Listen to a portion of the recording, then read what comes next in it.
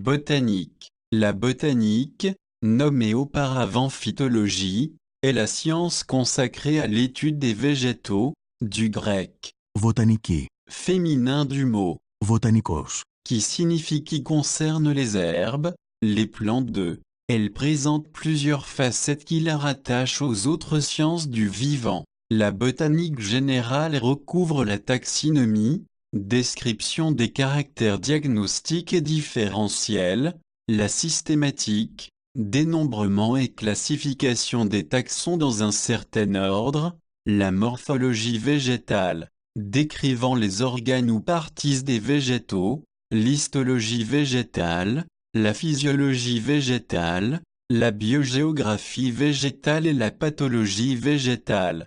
Certaines disciplines, comme la dendrologie, sont spécialisées sur un sous-ensemble des végétaux. La connaissance fine des végétaux trouve des applications dans les domaines de la pharmacologie, de la sélection et de l'amélioration des plantes cultivées, en agriculture, en horticulture, et en sylviculture.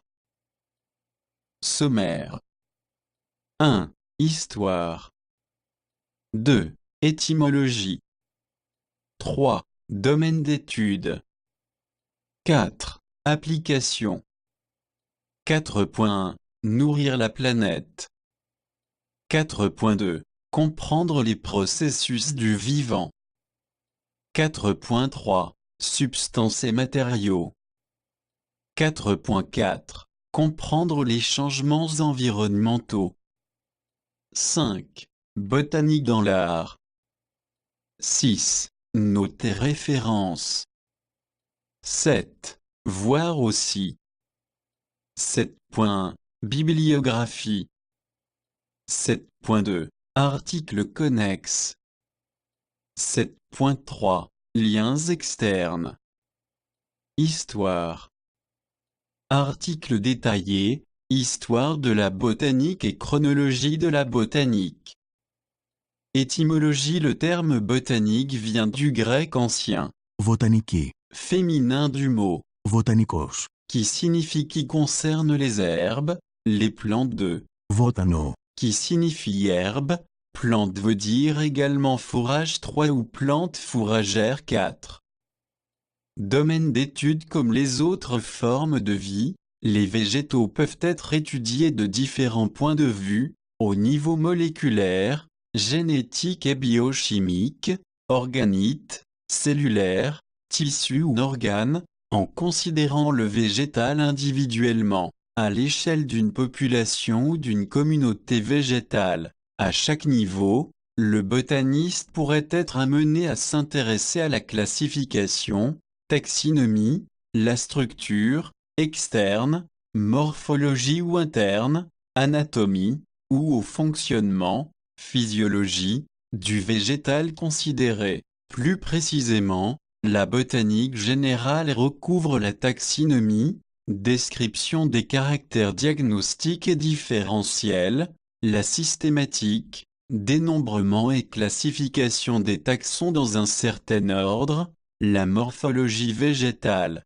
décrivant les organes ou parties des végétaux, l'histologie végétale, la physiologie végétale, la biogéographie végétale et la pathologie végétale. Certaines disciplines, comme la dendrologie, sont spécialisées sur un sous-ensemble des végétaux. Historiquement, le domaine étudié par la botanique couvre l'ensemble des organismes qui étaient exclus du règne animal. Certains de ces organismes comme les champignons, étudiés par la mycologie, les bactéries et les virus, étudiés par la microbiologie, et les algues, étudiés par la phycologie, sont aussi étudiés par les botanistes. Hibiscus tiliaceux. Pinguicula grandiflora.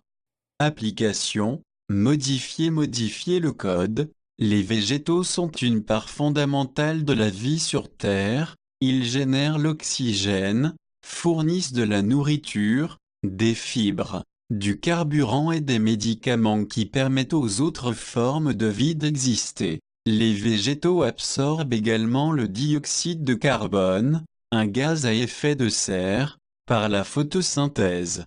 Par conséquent, une bonne compréhension des végétaux est cruciale pour le futur des sociétés humaines car elle permet de nourrir la planète, la compréhension des processus fondamentaux du vivant, l'utilisation de substances et de matériaux, la compréhension des changements environnementaux. Nourrir la planète.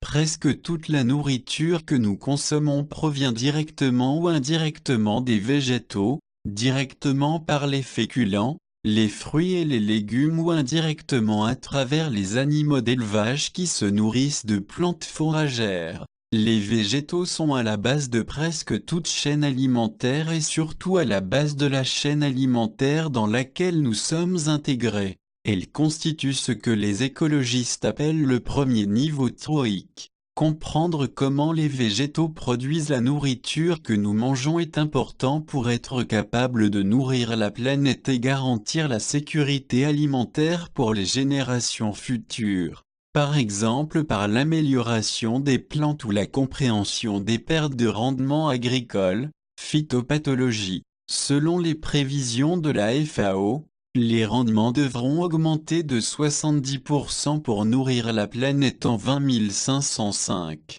Les plantes ne sont pas toutes bénéfiques à l'homme.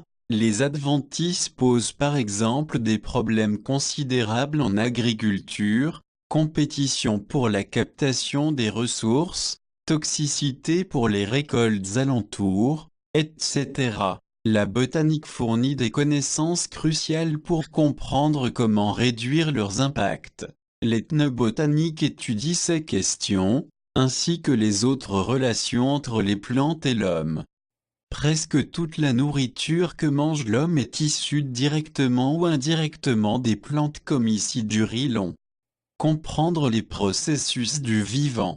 Les végétaux sont des organismes qui peuvent être étudiés aisément pour comprendre les processus fondamentaux du vivant, tels que la division cellulaire, la synthèse protéique ou la reproduction, sans les dilemmes éthiques qui pourraient se présenter pour des études chez l'animal ou l'être humain. Les lois génétiques de l'hérédité ont été découvertes de cette façon par Gregor Mendel, en étudiant la forme des pois. Ce que Mendel a appris de cette étude dépassa de loin le domaine de la botanique. Par ailleurs, Barbara McClintock a découvert le gène sauteur en étudiant le maïs. Ces quelques exemples montrent comment la recherche en botanique reste pertinente dans la compréhension des processus biologiques généraux. Substances et matériaux.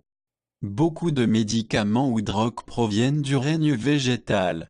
La cocaïne est extraite des plants de coca, la caféine des caféiers et la nicotine des tabacs. L'aspirine, acide salicylique, qui provient de l'écorce de saule, est un exemple parmi des centaines de médicaments directement issus du règne végétal. Des préparations en herboristerie sont largement utilisées en phytothérapie et de nombreux nouveaux médicaments, qui pourraient être fournis par les végétaux, attendent d'être découverts et redécouverts. Les stimulants courants comme le café, le chocolat, le tabac et le thé proviennent aussi des plantes. La plupart des boissons alcoolisées sont issues de la fermentation de plantes telles que l'orge ou le raisin. Les plantes nous fournissent beaucoup de substances naturelles, telles que le coton, le bois, le lin, les huiles végétales, certaines cordes et le caoutchouc. La production de la soie ne serait pas possible sans la culture du mûrier. La canne à sucre et autres plantes sucrières sont utilisées comme source de biocarburants, et offrent une alternative à l'utilisation des carburants fossiles. Comprendre les changements environnementaux. Les végétaux peuvent aussi nous aider à comprendre les changements dans notre environnement de plusieurs façons. Par exemple, en analysant le pollen déposé par les plantes il y a des milliers d'années, nous pouvons reconstituer les climats anciens et envisager ceux du futur, une part importante de la recherche sur le changement climatique. Botanique dans l'art.